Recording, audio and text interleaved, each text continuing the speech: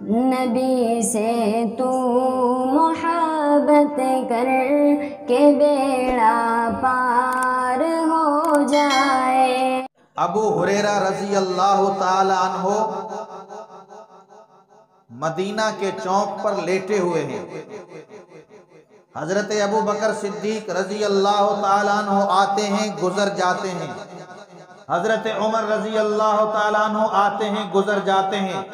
کچھ ہی دیر میں خود رسول اللہ آتے ہیں، سب کہیں صلی اللہ علیہ وسلم۔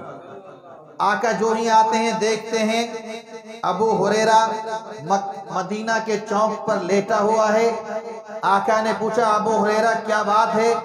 ابو ہریرہ نے اشارہ کر کے بتلایا حضور 3 دن سے بھوکا ہوں، کچھ کھایا نہیں ہے، بھوک کی وجہ سے اٹھنے کی ہمت نہیں ہو رہی۔ آقا نے نبوت والا ہاتھ آگے بڑھایا، ابو ہریرہ نے اپنا ہاتھ آگے بڑھایا۔ آقا نے اپنے ہاتھوں سے ابو ہریرہ کو اٹھایا، اٹھانے کے بعد آقا ابو ہریرہ کو اپنے گھر لے گئے۔ آقا نے عائشہ سے کہا عائشہ گھر میں کھانے کی کوئی چیز موجود ہے؟ کہا حضور اور تو کچھ نہیں، بس دودھ کا ایک پیالہ ہے۔ آقا نے کہا تو یوں کرو اس پیالے کو اندر بھجوا دو۔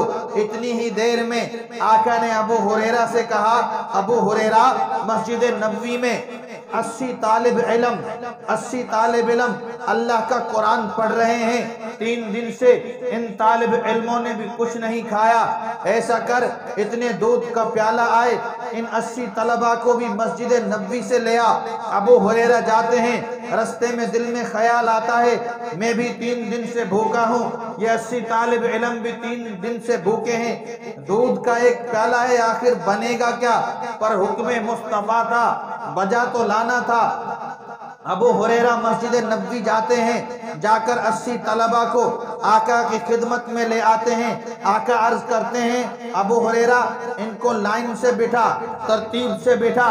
ابو ہریرہ ان طلبہ کو ترتیب سے بٹھاتا ہے۔ آقا کہتے ہیں ابو ہریرہ یہ دودھ کا پیالہ لے، اللہ کے نام کی صدا کو بلند کر۔ ابو ہریرہ بسم اللہ الرحمن الرحیم پڑھتے ہیں اور دودھ پلانا شروع کرتے ہیں۔ 80 طلبہ سیر کر کے دودھ پی لیتے ہیں۔ پھر آقا کہتے ہیں ابو ہریرہ اب تو پی لے۔ ابو ہریرہ سیر کر کے پیٹ بھر کے پی لیتا ہے۔ آقا فرماتے ہیں ابو ہریرہ اور پی۔ ابو ہریرہ اور پیتے ہیں۔ آقا فرماتے ہیں ابو ہریرہ اور بھی پی۔ ابو ہریرہ کہتے ہیں میں نے پھر پیا اور خوب سیر کر کے پیا۔ اس کے بعد یہ دودھ کا پیالہ آقا نے میرے ہاتھوں سے لیا، لے کر کے سارا اس کو ختم کر لیا۔